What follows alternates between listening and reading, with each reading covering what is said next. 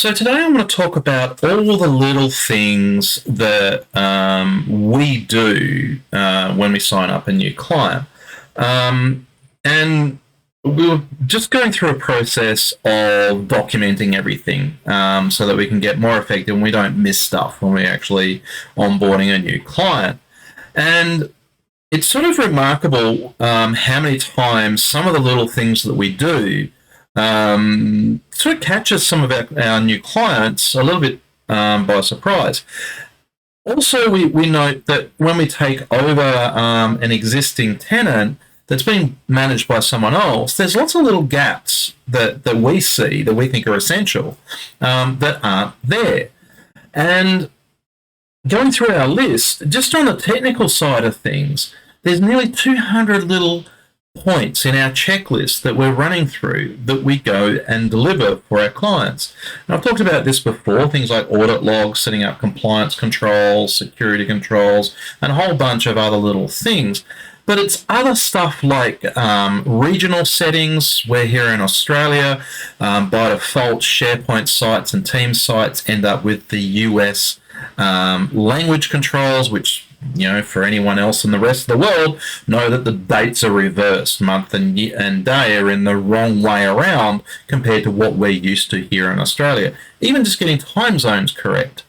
So we go and apply all that. We go and retrofit existing sites, but we also go and update mailboxes. We update standard templates so that when new sites get created, they've already got the right settings.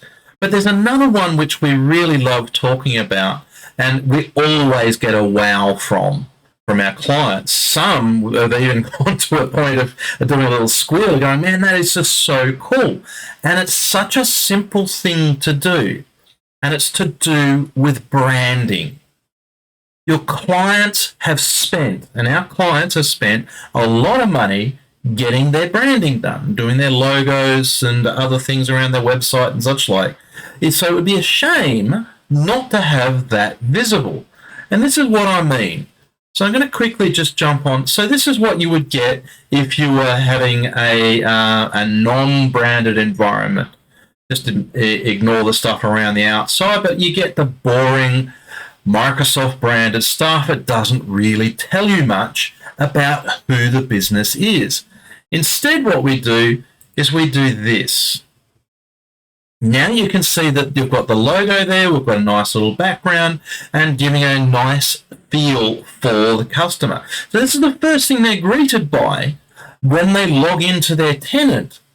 And it's such a simple little thing, but it does a couple of things. One, it creates a great experience. Now it feels a little bit more like home. And we go further and we put this in the rest of the tenancy. So you've got logos and such like everywhere you go.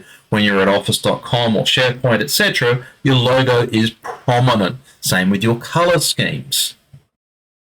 But then the other thing that this does is that when a customer logs in, they stick in their email address, and the very first screen they're presented with is one that is branded as them. And the important thing with this is that it's a security issue. Now we can say to clients that if you're asked to log into Microsoft systems and you don't see your logo when the password comes up, it's not your system. You're being phished. This actually mitigates around 80% of those particular false positives. And it's just such a simple little thing that we think adds so much impact, so much value to a client. They've spent so much money on their branding. So let's hero it. And the point is it's like when you go into a brand new office. You've just bought your office space or renting your office space. And when you walk in the first time, you see your name, your business name and your logos on the door. You walk in and there's all of your material, all your branded material all around the office. It feels like home. It's not beige. So it's the little things that matter. Of all the things that we do, this is the one point where we get the most impact and the most wow factor from our clients, and it's such a simple thing to do. Yet, so many organizations don't spend the time And don't take a little bit of time to make it feel like home.